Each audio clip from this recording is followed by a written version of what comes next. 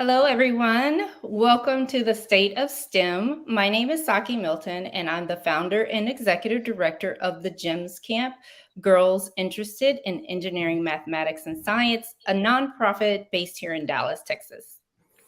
I'm Bernard Hankins, creative director of the Gems Camp, also musician, philosopher, all things creative hip hop. So I've been working with Saki for a little bit now. Awesome. We're so excited to present to you our first State of STEM address, and we hope that you enjoy the conversation and the information that is shared with you today. All right, we're going to get it started.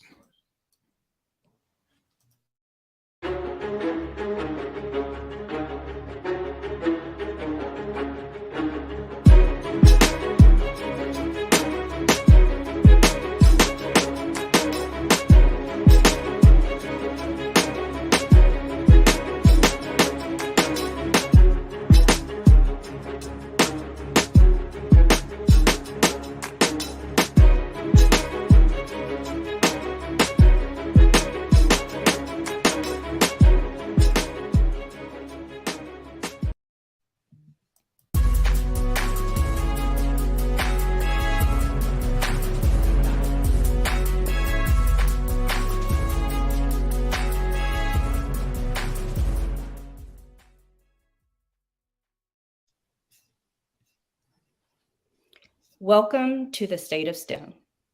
My name is Saki Milton, and I'll be sharing with you some information today regarding our history and where we are. So, ladies and gentlemen, distinguished guests, and my fellow Americans, today we gather to commemorate Juneteenth, a day of profound significance in our nation's history. And I'm reminded of the power of liberation, the freedom to dream, to create, and to innovate. And in the spirit of Juneteenth, I stand before you today to discuss the state of STEM in Black America, a powerful force that has shaped our world and continues to hold boundless opportunities and possibilities for the future. But first, let me just tell you a little bit about myself and my personal journey through STEM. And my journey echoes the experiences of countless Black Americans who've navigated the tumultuous terrain of science, technology, engineering, and mathematics. As a young girl, I marveled at the wonders of the natural world, captivated by the mysteries of the cosmos and all its potential discovery. But I also felt the weight of society that often neglected and denied me opportunities as a young learner and eventually as a woman. Today, as I reflect on the past, I cannot ignore the vast array of Black Americans who defied odds and paved the way forward for progress in STEM. From Benjamin Banneker, the brilliant mathematician and astronomer who helped survey Washington, D.C., to Katherine Johnson, whose calculations paved the way for NASA and the role of launching astronauts into space. Our history is replete with Black pioneers who pushed the boundaries of knowledge. Yet, we must also acknowledge the painful realities of the past. From the days of enslavement, where the intellectual potential of enslaved Black Americans was cruelly suppressed, to the era of Jim Crow, where systematically denied educational opportunities to so many, our society has witnessed the marginalization of Black voices in STEM. The statistics are stark, and to serve as a sober reminder at the barriers that persist to this very day. The journey of Black Americans in STEM dates back to our earliest days of this nation, even as they were denied education, enslaved, and deprived of basic human rights. In defiance to these insurmountable odds, individuals like Benjamin Banneker, that I mentioned earlier, overcame. Fast forward to the civil rights era, we saw continued progress. Katherine Johnson, I just mentioned, but we can't also forget Dorothy Vaughan, Mary Jackson, the women who worked alongside her and shattered those racial barriers within NASA. These were pivotal roles that launched us forward in STEM. According to the National Science Foundation, Black Americans, well, today we only represent a fraction of the STEM workforce, accounting for mere 5% of scientists and engineers. This underrepresentation, it's not a coincidence. It's the result of systematic racism, unequal access to quality education, and limited opportunities for advancement. We must confront such injustices head on and commit ourselves to dismantling the barriers that hindered our forward progress in STEM. But today, we stand on the cusp of a new era, one defined by Afrofuturism, cutting edge technology, and unprecedented scientific advancements. We must also hold that these very same innovations, they also pose challenges. Technologies can be both liberating and oppressive. They hold the potential to perpetuate systemic and overt racism. For example, facial recognition software has shown to exhibit racial bias, leading to unjust targeting and surveillance of Black individuals. We must be vigilant in identifying and rectifying these biases as we forge ahead into the future. However, within these advancements lies a glimmer of hope, a chance for Black Americans to capitalize on our unique histories, our cultural capital, and our resilience. Afrofuturism presents an opportunity to rewrite our narrative, to shape the future in our own terms, and to harness the power of technology for our collective liberation. It is an invitation to embrace innovation, to embrace our artistic and creative capabilities as the A in STEAM suggests, and to mold a future where equity, diversity, and inclusion, they aren't just mere buzzwords, they're tangible realities. In the field of science, we've seen Dr. Mae Jemison being the first African-American woman to travel into space. Her accomplishment continues to propel us forward in space. We've seen Dr. Joy Buolamwini, who's developed facial recognition technology. And let's not forget Kim Bryant, the founder of Black Girls Code, a hero of mine personally. Today, we're looking at engineering. We're also talking about our Black innovators. We're talking about our visionaries, Leon Johnson, the inventor of the Super Soaker, the water gun, and the former NASA engineer. Dr. April Erickson Jackson, the first African-American to earn a PhD in mechanical engineering from Harvard. These individuals have shattered barriers and left an incredible mark on their respective fields. Now, together, we have the power to reshape the landscape of STEM and forge a future where opportunities are abundant and accessible for all. By championing STEM education, advocating for equitable policies, and nurturing a supportive and inclusive environment, we can unlock the future potential of Black Americans in science, technology, engineering, and mathematics. Here's how we're going to do it. In order to achieve this, we must rally around what we've identified as the 7 E's: education, economics, entrepreneurship, expression, experimentation, equity, and the environment. In education, which is the foundation upon which we build our future, we must advocate for equitable access to quality education for all our students at all levels. Equity is not just a buzzword, it is a commitment. Recent studies show that Black students are significantly underrepresented in their advanced science and math courses. In fact, only 44% of Black high school graduates have taken a physics class, compared to 67% of their white counterparts. We have been disproportionately affected by the lack of access to experienced teachers in STEM subjects, as well as teachers who reflect their racial identities. Nationwide, 8% of math teachers and only 5% are Black. This disparity not only hampers our opportunities, but also limits the very presence of the role models that our students are exposed to.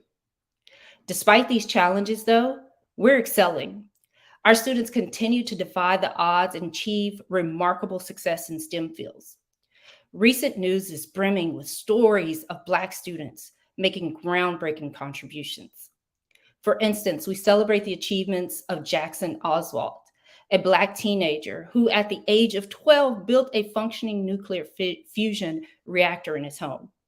His brilliance and passion exemplify the immense potential that lies within Black youth, given our necessary support and opportunities. His story of achievement and resilience highlights the immense talent and potential within the Black community. They remind us of the equal and access to quality education, mentorship, and resources, what Black students can do and how they can flourish and become trailblazers, propelling our entire society together towards greater scientific and technological heights. It is incumbent for all of us to support these young pioneers. Next, we go to economics. It is important to address the racial wealth gap that persists between Black Americans and other populations. According to the Federal Reserve, as the most recent data shows, the median net worth of white households is roughly 10 times higher than that of Black households. This staggering wealth gap is a consequence of historical systemic inequalities, including discriminatory practices in housing, employment, and capital, access to capital. Despite these challenges, we as a people have opened new avenues for wealth generation and economic empowerment for Black Americans.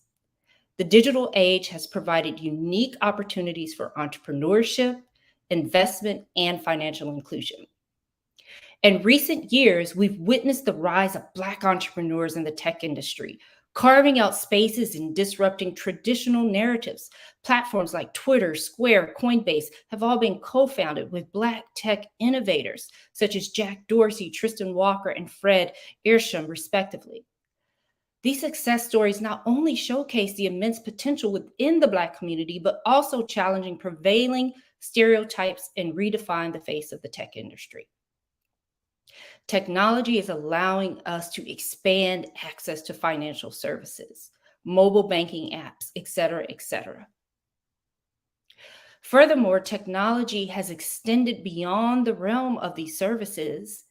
Digital platforms have provided avenues for Black creators, artists, and entrepreneurs to showcase their talents, connect with global audiences, monetize their work.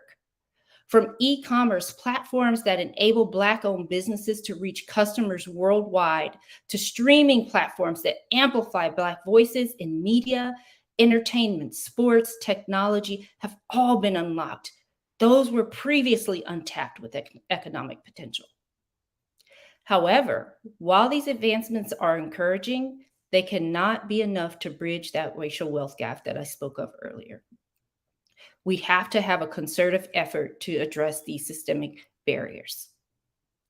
As we strive for economic liberation, we must also realize that we can use economics as a way for empowerment and justice. Together, let's seize the transformative power of technology to not only generate wealth, but also to build a future where economic opportunities are accessible to all, regardless of race or background. Number 4, expression. Expression is a powerful tool for our liberation, and it has always been. One significant example of the celebration of the 50th anniversary of hip hop, a cultural movement that emerged from South Bronx in the 1970s. Hip hop is rooted in the African diaspora, served as a platform for Black voices to be heard, narratives to be shared, and communities to be empowered. It provided an outlet for creative expression, highlighting the realities of marginalized communities, advocating for social justice, and challenging systemic oppression. In the context of liberation this Juneteenth, hip hop has been instrumental in breaking down those barriers, confronting stereotypes, and reshaping cultural norms. It is a vehicle. It is a vehicle of self-expression, resilience, and resistance, giving voice to the struggles and triumphs of Black Americans. When we reflect on the history of our Black ancestors, we find the rich tapestry of creative expression that merged elements of STEM in their own times. From the early spirituals, work songs, and call and response traditions that infused mathematical patterns and scientific observations, to the visual arts and oral transitions that conveyed stories of resistance and survival, our ancestors embraced elements of STEM as a means of communication, cultural preservation, and empowerment. For example, from quilting, a form of textile art practiced by enslaved Black women, involved intricate geometric patterns and mathematical calculations. The Underground Railroad quilts, with their coded symbols and mathematical significance, not only provided guidance for escaping those who were enslaved, but also that showcased the ingenuity and the resourcefulness of our ancestors in utilizing STEM principles as a form of expression and liberation. These are just historical examples that demonstrate that the intersection of creativity and STEM has always been ingrained within the Black experience. It reminds us that our cultural heritage is steeped in a rich tradition of innovation and problem solving and scientific exploration. Today, as we embrace the digital age and the fusion of arts, culture and technology, we witness how Black creatives continue to push the boundaries and redefine the landscape of expression. Through music production software, graphic design tools, virtual reality experience, and so much more, Black artists and technologists are shaping the future of creative expression, seamlessly blending elements of STEM within their cultural capital and lived experiences. Let's celebrate that. Experimentation, synonymous with research. We have been driven out of research. We know that we have an ugly history in this country with African Americans in terms of medical and clinical trials and experimentation. But today we can encourage and support more of our students to pursue career paths as doctors and researchers to find cures for all people. In equity in recent years, we've made gains in terms of where are we in STEM fields. We're increasing our own representation. We're bringing each other up as we go along. We're creating scholarships, inclusion programs, summer camps like the GEMS camp, mentorship programs that have contributed significantly to bringing our students into STEM careers. We've also been creating networks and leadership and increasing in our leadership roles within various organizations. Recognition and awards, finally, our scientists, our engineers, our mathematicians, and technologists are receiving the due recognition that they were owed. By building upon these gains, we can continue to foster diverse and inclusive environments and support initiatives that promote equity and representation. We can create a workforce in STEM that harnesses the talents and contributions of Black Americans, but also all Americans, unlocking the full potential of innovation and discovery. And last but not least, our environment. Disparities in farming and the environment have had adverse effects on the Black community, stemming from the history of discriminating practices and policies. For many decades, Black farmers have faced significant challenges, including limited access to the land, resources, and financing. Lending practices, unequal distribution of government subsidies, and land loss due to historical injustices have all contributed to the marginalization of Black farmers. Moreover, Black communities often bear a disproportionate burden of environmental hazards. Toxic waste sites, industrial pollution, and lack of access to clean air and water are prevalent in many predominantly Black communities. Environmental racism, the intersection of race and environmental justice, exacerbates health disparities and perpetuates systemic inequalities. And we just saw that coming out of the pandemic. However, within those challenges lies opportunities for our farmers, environmentalists to create positive change. We've organized and we're creating initiatives that are dedicated to addressing these disparities. One opportunity lies within the growth for urban agriculture and community gardens, which we're seeing flourishing all across America. Black farmers and activists are transforming vacant lots in urban spaces into vibrant agricultural hubs, providing access to fresh, nutritious food and access to food that people in those communities did not have access to prior. There's so many opportunities out there available to us so that we can create our own sustainable farming practices as well as regenerative agricultural practices. Additional renewable energy sector presents an avenue for Black Americans to contribute to environmental sustainability while creating economic opportunities. From solar panel installation and energy efficient um, um, new practices and products to the development of community owned renewable energy projects. Black entrepreneurs and workers can play a vital role in advancing clean energy transition. And so I close with this. In the spirit of Juneteenth, let us remember that true liberation comes not only from freedom, but also from the pursuit of knowledge, innovation, and discovery.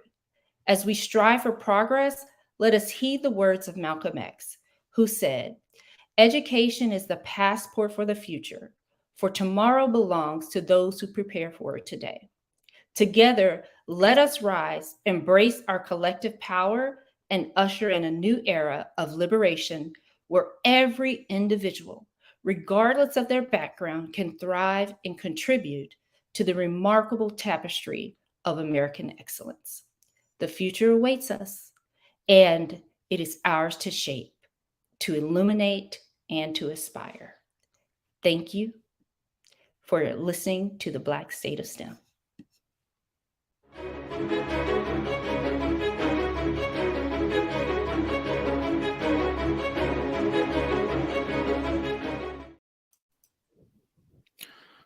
Thank you, Madam President. So if you've been following along with us on the State of STEM, you know that I'm a wordplay spoken word specialist. So I have been presenting every week this project, which I've been doing called Metaverbs, which is a book and a deck of cards, which is words inside of words, how you find the meaning of words. So I was thinking about the idea of Juneteenth, and I was like, oh, wow, Juneteenth already is a word play that someone came up with, June and 19th.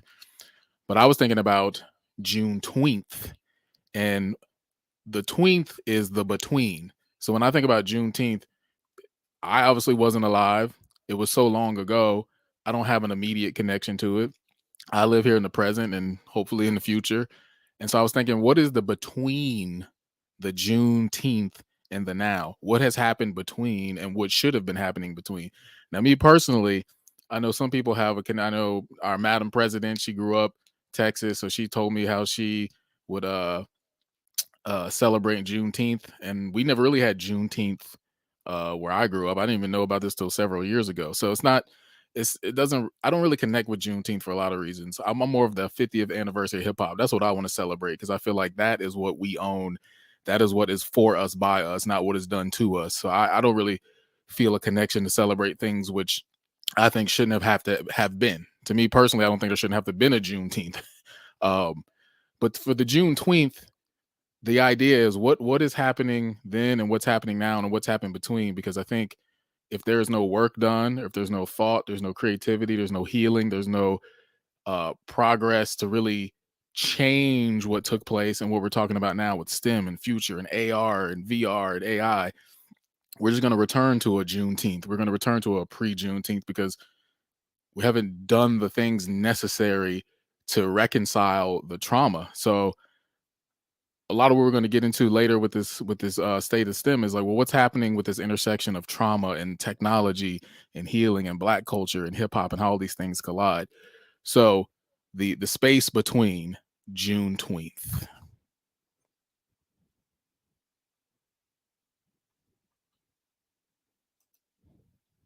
And now we're going to get back to Madam President.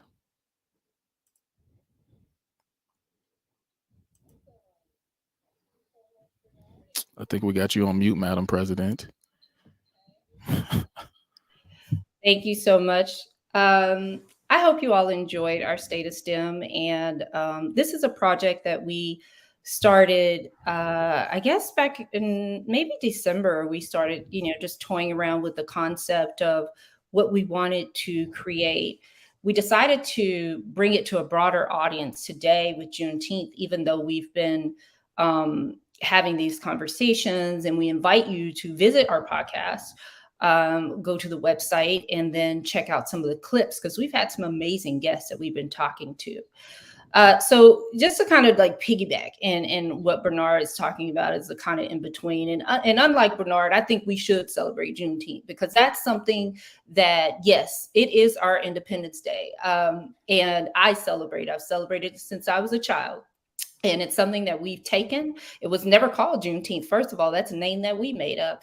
And we've turned it into pageants, and we've had our fashion shows, and we've truly created our own ways and unique ways of highlighting our cultures there.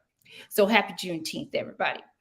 But let's just take a look at some of the clips that some of the guests that we've been interviewing and conversing with regarding some of the 7 E's that I talked about in that State of STEM. So Bernard, which clip are we going to see first? It's going to see our very first episode. Well, our first episode with guests. Our episode first was you and I, the pilot, but this is with Dr. Lou Matthews and Dr. Pro Lyrical. And so thinking about math and history connects me to something bigger, particularly in the history of Black people, as a tool of affirmation. Affirmation of what? Affirmation of Black love, Black wisdom, Black wealth, Black health. And we know that because when we think about the last 3 years of social justice, right? We think of the pandemic. That was communicated to us in what? Graphs and stats and exponential rates of growth, right? And so I see a need to humanize these spaces so that people can enter into these more freely. Look, we talked about the minutes and seconds on George Floyd's neck. We've calculated statistics around justice and armed ourselves to use them as in the fight for freedom. And so there's also not just an appreciation and affirmation of who we are in culture and the history of mathematics, but there's also the promise and possibility of liberation through mathematics.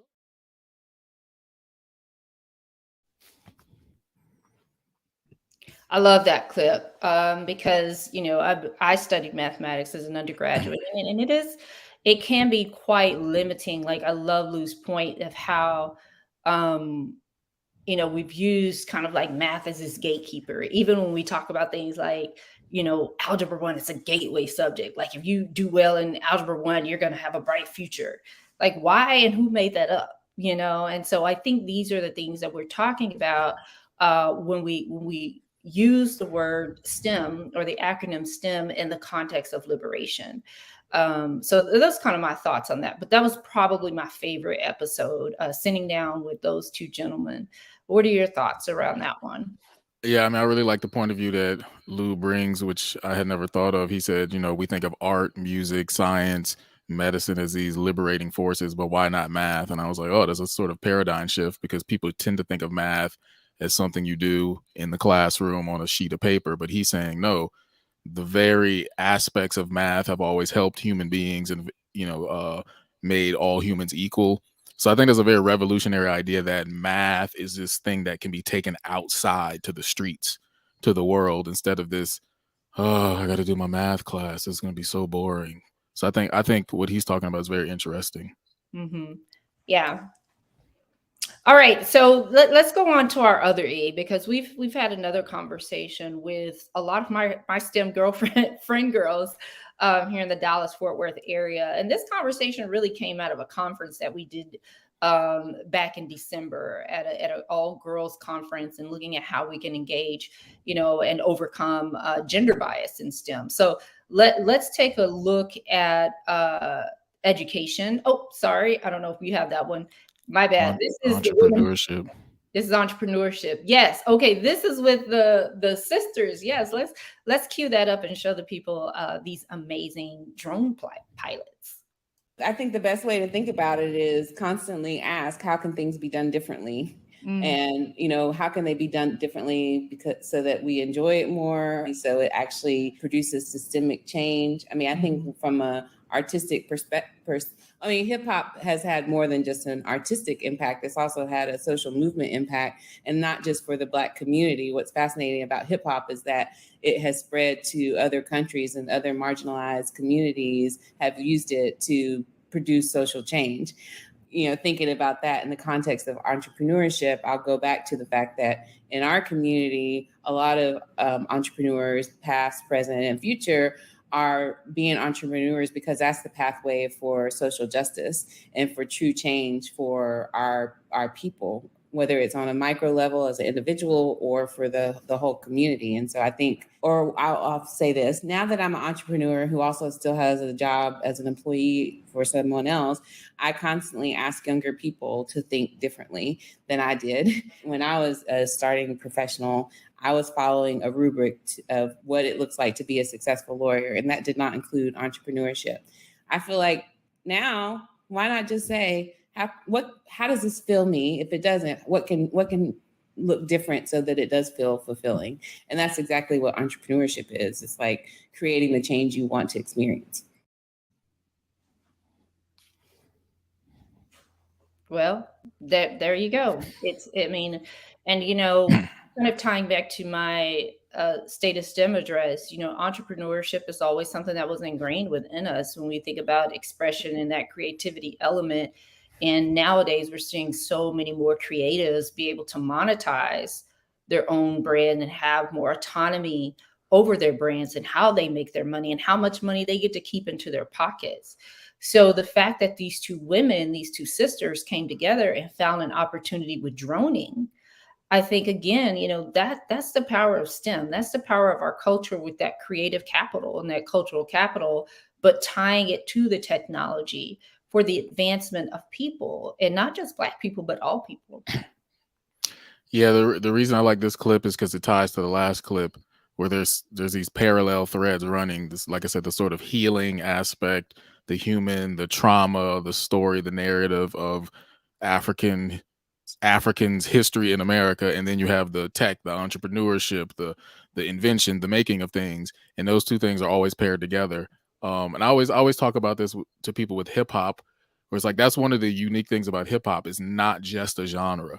It's a lot. It's a culture, but it's also a story and a narrative woven through it. So not everyone can do it, and people are always like, "Well, how come I can't do it?" It's like, well, did you come through that story as well that deals with what hip hop is talking about? Is it that there's a certain authenticity? So I think that idea that's been coming up in the podcast and just in other conversation I've had about how our sort of DNA is intertwined with this pain and suffering and this part of our story that we don't want to have, but it is nonetheless part of our story. And then sometimes that kind of adds a uniqueness to it.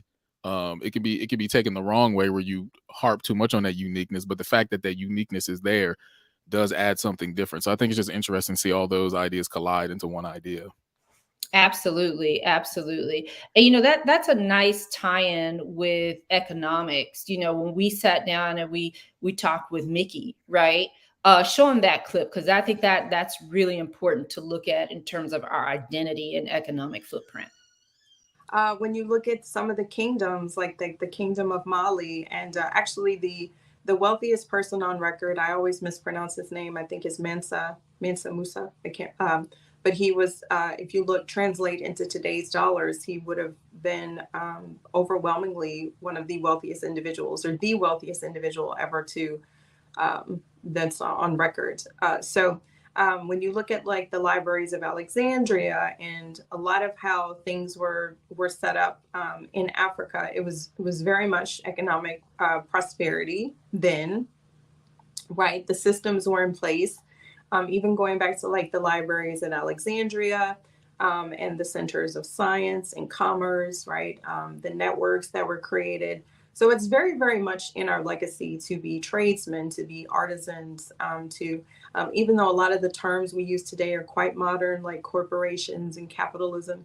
And I say modern being they're still within a couple hundred years old, but still, we were always a creative, economic people, so to speak. So I do believe that that is in our DNA to kind of go outside of the box a little bit.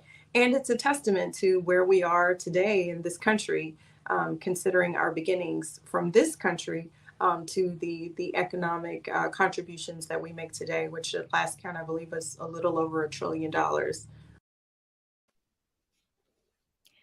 Yeah, my favorite part was that last part, right, with the $1 trillion. Like, like if we could just imagine that, right? And now with ChatGPT and some of the other generative AI, I think there's so much potential that we have to really truly tap into a wealth that we have yet to experience. Yeah, the thing that I find interesting about her quote is how she started naming off all the different entrepreneurs, economic, art, science, and you hear those list of words come up, in succession often, but I don't think a lot of students think in those terms because we're not taught that growing up in school. We're taught you were brought over in ships and you were you were enslaved. But I'm always talking about helping people to re-identify themselves, reimagine themselves. So when we here in Charlottesville, fitting context, Charlottesville, we there was an issue that happened in one of the schools where someone had put up a poster during Black History Month and it said they were not slaves, they were architects, scientists, engineers, artists, mothers, fathers, and they were put into slavery. So I always think that's an important distinction to make. And I love how someone told me one time that we're no longer say slaves, we say enslaved people, because that when you say slave, it identifies the person inherently as being a slave versus a human who was then put into into captivity. So I think just what we're doing on this podcast and what I'm always reminding people is like, yeah, think of yourself as a creative, as an architect, as a doctor, as a lawyer. Like, think of yourself as the thing you want to be, not what you were defined and told you were in your history class.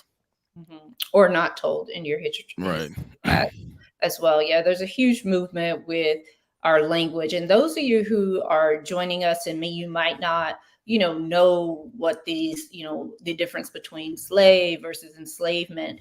I think this podcast, and there are so many other great resources out there to really help you self-educate on, why these words have meaning and why we have to be very particular about how we describe racialized groups. For example, notice I didn't say race, or I didn't say Black people, or I didn't say, I try to avoid underrepresentation now that I've done my homework in that area. We want to use words that really reflect what happens to people versus how that person or group of people identify in this country. So racialized and marginalized, minoritized, or more appropriate terms, now that we have studied systems and studied activity of people as a society and what those practices and systems have done, really make more sense versus just referring to people in the ways that we have in the past. So great conversation. I absolutely love Mickey. She is a wealth of knowledge. And I think we're going to have a follow-up episode with her. So we encourage you all to follow our website, check out some of the episodes we've posted, because we're going to be sharing more. We're going to have a part 2 with Mickey because she was taking both of us to school in terms of economics. I think we have another clip we want to just quickly share with you regarding expression. I talked about in the State of STEM, the history of hip hop. I also talked about, how our ancestors creatively express themselves under extreme oppression. Imagine that, finding ways to creatively express yourself, but with purpose as well. We talked about the quilting and how those secret symbols were embedded, and really having to understand complex geometrical patterns, right? We never talk about that. We never learn about that in our schools. So take a listen to part of our conversation with a gentleman and a creative artist And let's hear how expression has actually been used to harm people and what we can do about that. I was curious to know, speaking from the historical actor, reenactor point of view, do you get to learn anything about inventions or devices or something that would surprise us and you when you were an actor? Yeah, I connected something my first year in college. They always make us read the book Guns, Germs, and Steel. I really thought about the gun. The first time I went out to interpret, like I said, I was 7, and we had to sleep at the slave quarters. There was this rooster that woke, the rooster goes off in the morning, right? And I was like, whoa, why in the world would this thing start yelling like this? And it made me think about the fact that from sunup to sundown, slaves are working, right? But it made me also go back and think about Africa. Could you imagine being there the first time a European shows up with a gun and you haven't been using a gun?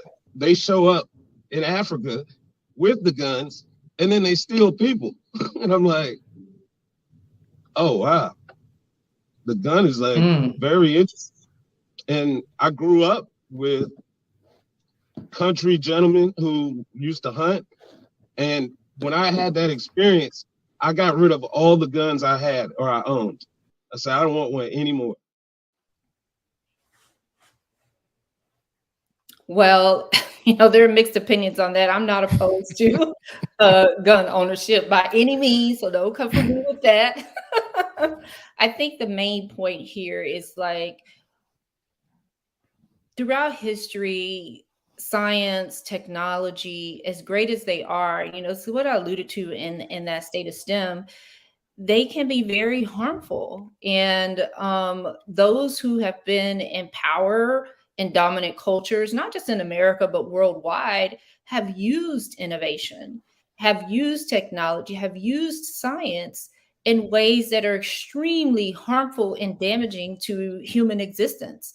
And not just humans, but our environments. We've wiped out completely, places that were flourishing environmentally on the face of the earth. We wiped out populations of animals and insects because of, the race to, I think of the space race, the race to create and innovate. Have been used as weapons of mass destruction. And why is that important for Black America? Because, the more we can access STEM, the more we can teach our young people when we're engaging them in math, when we're engaging them in science, we're engaging them in these subject areas. I think that we have the opportunity to shift the purposes through empathy of why we do STEM and why we are involved from the very onset, so that, we don't create things that are going to destroy people, places, or things. Well, you said the magic word empathy, so I'm going to do the shameless plug. Go check out my TEDx talk called Integrating People of Color. So my whole premise was imagination leads to empathy, because if you look at the word empathy in the dictionary, it talks about having the imaginative ability to see someone else's experience. So since we were talking with Brandon in that clip all about expression, he was a historical reenactor. I mean, think about what he said. Playing a role in a fictionalized context convinced him to do something in real life. He found out something about the gun and he said, this is making me think differently about my life and I want to go change it. So expression and imagination, artisticness, creativity, these are the things that are often extracted from STEM. And then people are like, how come kids aren't engaged? It's like, well, because number one, you made them bored now. But the thing that makes them want to be curious and seek things out is those arts. So I think that's one reason for the STEAM, that we're talking about, because when you take something of the heart, the empathy, the emotion, the imagination, you're talking to the whole person now. And now they want to affect their whole life, not just what they do in the classroom. So that imagination and expression, I think, is key. In the, we're talking about hip hop, STEAM, all that stuff coming together. The 50th anniversary of hip hop this year, this culture is important to be included. Otherwise, it's like, how are you going to reach people who are a part of the culture? Awesome. So Everybody, again, thank you for those of you who are joining in. And even if you join in a little bit later today or watch this rebroadcast, this is the State of STEM, Black and Beyond. This is a project that is funded by the GEMS Camp, Girls Interested in Engineering, Mathematics, and Science. And we are trying to create conversation amongst Black Americans in our communities to advance STEM through meaning, purpose, artistic creation, really capitalizing on our strengths as a people. And so this Juneteenth, we thought we would kick it off in terms of letting you know a little bit about what we've been doing, even though this project has been ongoing for several months now. We have episodes where we sat down with some key, amazing individuals across the United States. We encourage you to take a listen to those episodes. And so the last clip that we want to share with you is a conversation between those women that I was talking about earlier when we were discussing equity. And in particular, this conversation just dealt with like gender equity and that intersectionality of race and gender as it pertains to Black girls. But check out this clip and then we'll dive in a little bit deeper. When you look at who was on the streets after the murder of George Floyd, it was Gen Z. They had time, and it was that time. They speak up. They are the ones that are redefining the future already and teaching us and getting us on correcting. But they're also honoring. They're not saying it was done wrong. They're not necessarily blaming. And you see it's other generations that are like that generation. Everybody wants to segment. They're blowing that out of the water. And so I have hope. I know that they're going to imagine and do better and figure it out. They're going to make STEM a way of life. I think they're going to have new jobs, new careers, new ways of thinking, chat GDP, all these letters and numbers that are coming out. They learn them like this. It's us who have to read a red article, who have to go on LinkedIn and figure out what's going on, what's the next thing. I choose to be positive. I am not naive to the negative. I am not naive to the fight that we all on here would love to be able to work ourselves out of a job. I would love to not have to have girls start. I would love to not have to find the girl who doesn't think STEM is for her. Every child can find a career that gives them passion, pays them with dignity, and then they can see the world. We're not there yet, but I think we can get there. And I think this generation is not waiting on us to figure it out. I think they're just going ahead and charging forward and telling us, keep up. I just love that. First of all, I love Shane. She's a dear friend of mine and a fellow STEMinist, executive director of Girl Scout, which is a national girl-centric STEM-based nonprofit. But what she's saying is it just speaks to the generation. That's what I do day in and day out. This work that I've been called to do with girls, in particular, girls of color, and allowing them to know, listen, don't let anybody or anything tell you do not belong or you don't have a place within science, when you don't have a place within technology, you don't have a place within engineering and mathematics, computer science, graphic arts design, whatever it is. Don't let people push you out of those places. While at the same time, my other goal in my other life's work is talking and speaking directly to the systems and those who are in power to say, listen, these are our actual experiences. These are the actual policies. These are the actual practices that are working against a group of individuals. And what we can do together through allyship, through co-conspiracy, et cetera, that's the work that has to be done. And this generation is so powerful. They are a lot bolder, and unforgiving, should I say, than we were in the generations before us. But I think that's what we love about them. And that's what I appreciate about them. And that's why I continue to do this work, because they do bring me hope. And I do believe STEM will be a way of life for them. I don't think you have to be an engineer by trade. I don't think you have to be a programmer by trade. When I look at ChatGPT, when I look at things like DALL-E and other generative AI resources that are being created, like anybody can do that, right? All you have to do is have a mind of curiosity, see a problem in the world or your community or your family that you want to fix, ask the right questions, and the answers are given to you. We're not in the Dewey Decimal System like we used to be. We have to spend hours going to research and going to find and recreate. All those things are instantaneous right now. And I'm really excited about what our students going to be able to do. Yeah, I mean that episode, a lot of we talked a lot about what does the future hold, and she mentioned Chat GPT and AI. So obviously that's where we are right now. So I was thinking in recent years, is you have all this automation now that can do things for you. Is that possibly the counter to what happened historically? I mean, when slavery happened, that's what you had. You had people doing work on your behalf while you were over there chilling.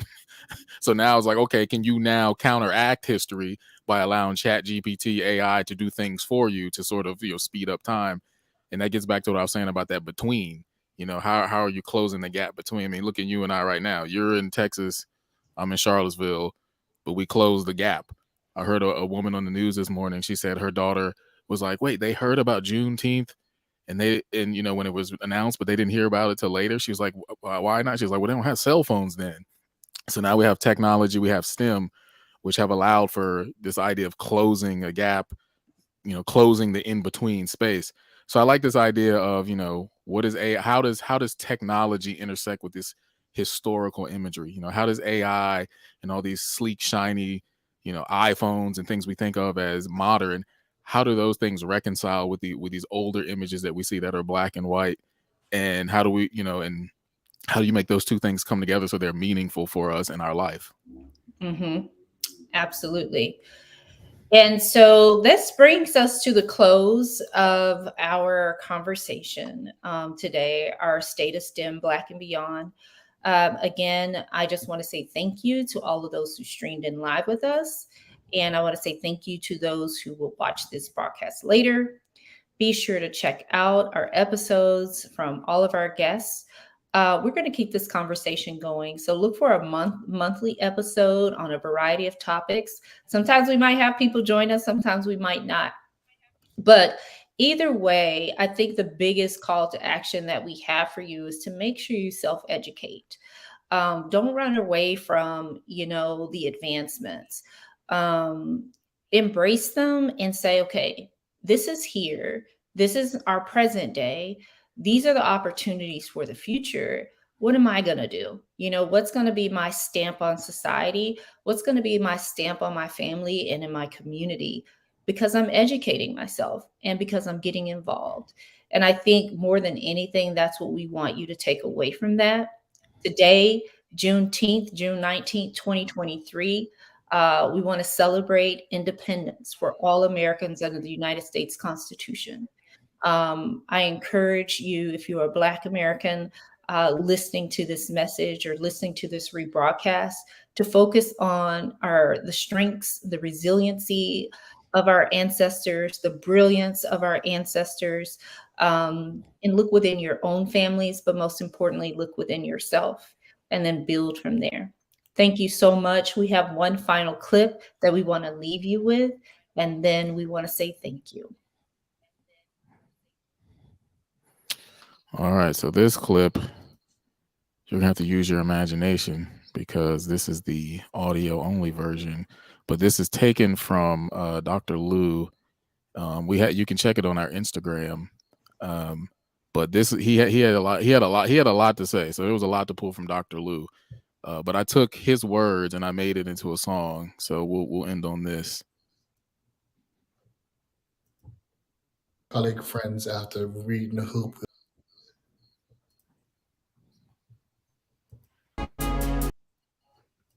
The basic problem.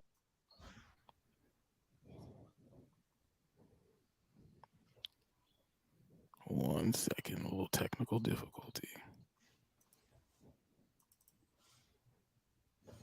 Colleague friends, after reading the hoop wheel, said to me, the basic proposition is that all Black children are brilliant. All Black children are brilliant. All Black children are brilliant. All Black children are brilliant. All Black children are brilliant. All Black children are brilliant. All Black children are brilliant. All Black children are brilliant. All Black children are brilliant. All Black children are brilliant. All Black children are brilliant. All Black children are brilliant. All Black children are brilliant. All Black children are brilliant. All Black children are brilliant. All Black children are brilliant. All Black children are brilliant. All Black children are brilliant. All Black children are brilliant. All Black children are brilliant. children are brilliant. All Black children are brilliant.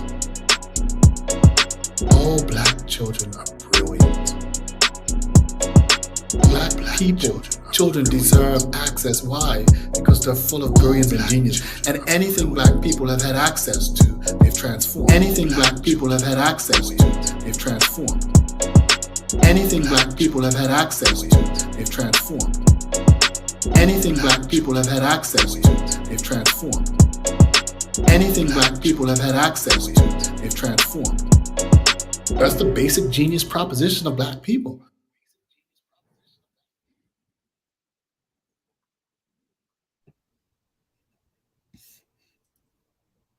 All right. Thank you, everyone. We'll catch you next time. Take care. Peace.